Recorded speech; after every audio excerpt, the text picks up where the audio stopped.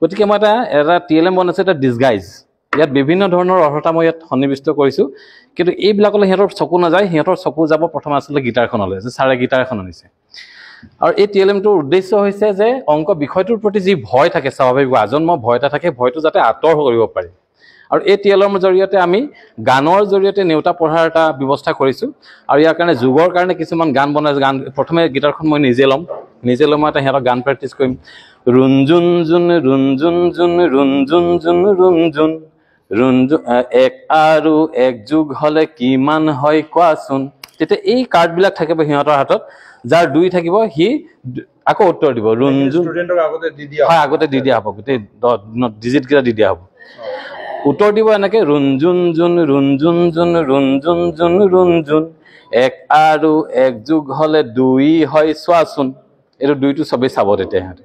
তেনেকৈ আমি নেওতা পঢ়াৰ অভ্যাস কৰিছোঁ। আমি বেলেগ বেলেগ গীত আমি বাঁহৰ মূৰাও ব্যৱহাৰ কৰোঁ। বাঁহৰ মূৰা বগৰীৰ গুড়া, এটা যে আছিল বুঢ়া, সৰু ল'ৰাবোৰে সোধে বাৰে বাৰে, 3 হাত কিমান কোৱা, হাতত 30 সিহঁতে চিঞৰিব তেতিয়া। তো এই গীতৰ মাজেৰে আমি নেওতা পঢ়াৰ এটা ব্যৱস্থা কৰিছোঁ।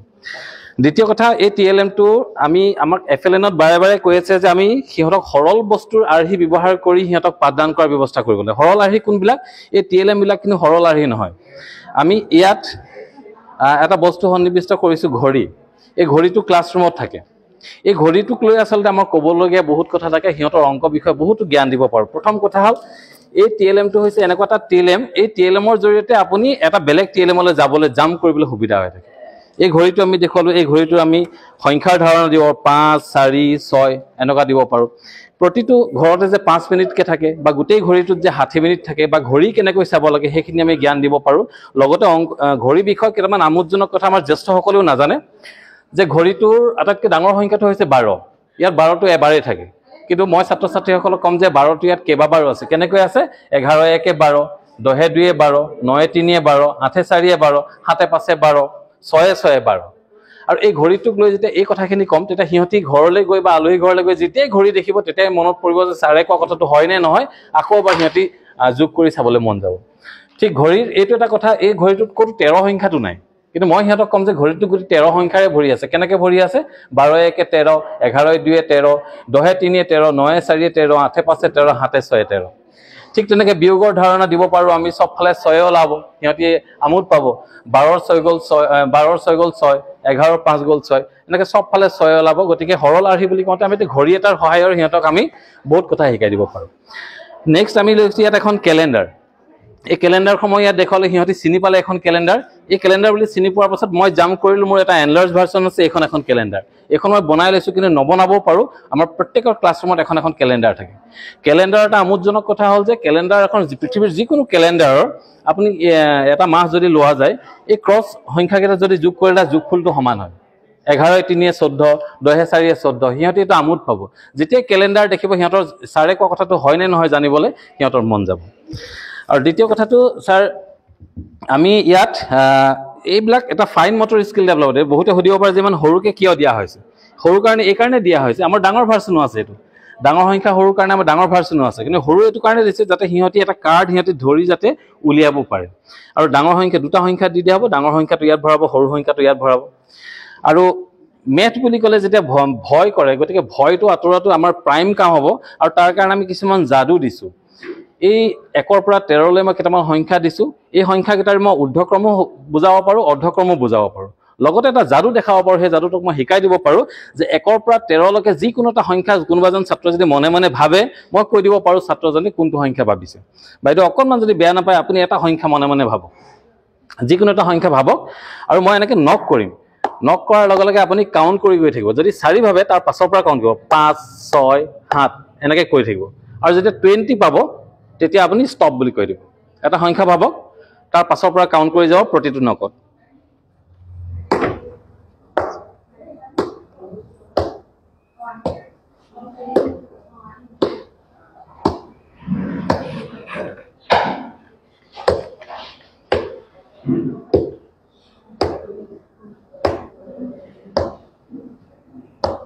বিশলৈ কৰিব। ইয়াত 20 হৈছে, আপুনি এক সংখ্যাটো ভাবিছিলে, গতিকে এইটো যি যাদুটো শিকাই দিয়াৰ পাছত সিহঁতি যাদুটো দেখাবলৈ আৰম্ভ কৰিব, দেখাবলৈ যাওঁতে সিহঁতি কাউণ্ট কৰিবলৈ বাধ্য হ'ব।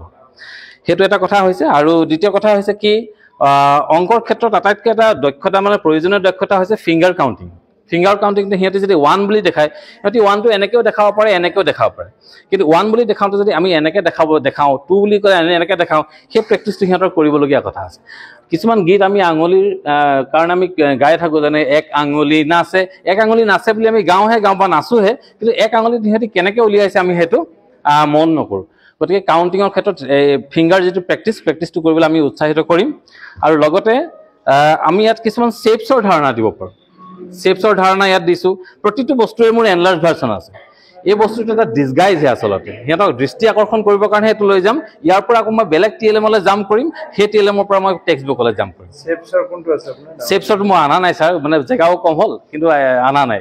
এইটো আনিছোঁ, এইবিলাক চব এনলাৰ্জ ভাৰ্চন, প্ৰতিটো এনলাৰ্জ। ইয়াত ঘড়ীটো এটা কাটা দিলোঁ এইটো কাৰণে, ঘড়ী কাটাটো সিহঁতক প্ৰথমে মই কনফিউজ কৰিব নোখোজিলোঁ। ছেকেণ্ডৰ কাটা, মিনিটৰ কাটা সেইটো মই নেক্সট পৰ্যায়ত কৰিম। কিন্তু আচলতে যিহেতু মই কাউণ্টিঙৰ কথাহে আনিছোঁ, গতিকে 3টা কাটা দি দিলে সিহঁতি কনফিউজ হৈ যাব। 2টাও মই নিদিলোঁ, এটাই দিলোঁ, কাৰণ মোৰ অবজেক্টিভটো হৈছে সিহঁতক মানে কাউণ্টিং কৰোৱা। ঘণ্টাৰ কাটাডাল সেইকাৰণে হয়। মিনিটৰ কাটাডাল বোলে ছাৰ এইটো মিনিটৰ কাটা সমানে ঘূৰিব নাই, সিহঁতক বিশেষভাৱে ক'বলগীয়া থাকিব, যিটো মই বেলেগ পৰ্যায়ত ক'ম। এইটো মই ক্লাছ 1, 2 আচলতে 5লৈকে হ'ব। যিটো মই গানৰ কথা কৈছোঁ, নেওতাৰ কথা কৈছোঁ, নেওতাটো ক্লাছ 5তে মোক পঢ়িবলগীয়া হয়। আমি গানৰ জৰিয়তে নেওতা আমি ক্লাছ 5তো পঢ়াব পাৰোঁ। কিন্তু এনেই মোৰ TLM-টো আচলতে 1 আৰু 2ৰ কাৰণেহে টাৰ্গেট কৰি লোৱা হৈছে, যিহেতু গানৰ জৰিয়তে আমি সৰু নেওতা পঢ়াব পাৰোঁ। আৰু ইয়াত আমি কিছুমান ৰিডুলছৰ সহায় লৈছোঁ। এইটো আমাৰ এতিয়া FLN-ৰ ৰিডুল সকলোৱে জানে। পৰুৱাৰ আগত 2টা পৰুৱা, পৰুৱাৰ পিছত 2টা পৰুৱা, আগত পৰুৱা পিছত পৰুৱা, কোৱাচোন কোৱা কেইটা পৰুৱা। এইটো এটা মানে সৰল চিন্তাৰ পৰা জটিল চিন্তালৈ কেনেকৈ নিব পৰা লৈ যাব, লাষ্ট এটা এক্টিভিটি। আৰু ইয়াৰ উত্তৰটো আমি ইয়াত দি দিছোঁ, 3টা পৰুৱা। ইয়াৰ পৰা জাম্প কৰি আকৌ আমি ইয়ালৈ আহিম। দেউতাক আৰু 4জনী ছোৱালী, প্ৰতিজনীৰে আছে এটাকৈ ভায়েক, কোৱাচোন পৰিয়ালৰ মুঠ কিমান মানুহ।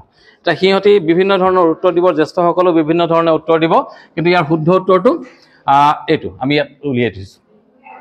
গতিকে সিমানখিনি বস্তু। আৰু ইয়াত আমি ৰিডুলছবিলাকৰ সহায় লৈছোঁ, ঘড়ীৰ সহায় লৈছোঁ, কেলেণ্ডাৰ হৈ যিখিনি সৰল আৰ্হি। ইয়াত আমি সংখ্যাৰ সহায়ত কেনেকৈ ছবি আঁকিব পাৰোঁ তাৰ ধাৰণা দিবলৈ যত্ন কৰিছোঁ। আৰু এই TLM-টো মানে এটা মৌলিক TLM। এতিয়া ইণ্টাৰনেটত আজিৰ তাৰিখলৈকে এই TLM-টো পৃথিৱীত ক'তো নাই। Thank you sir.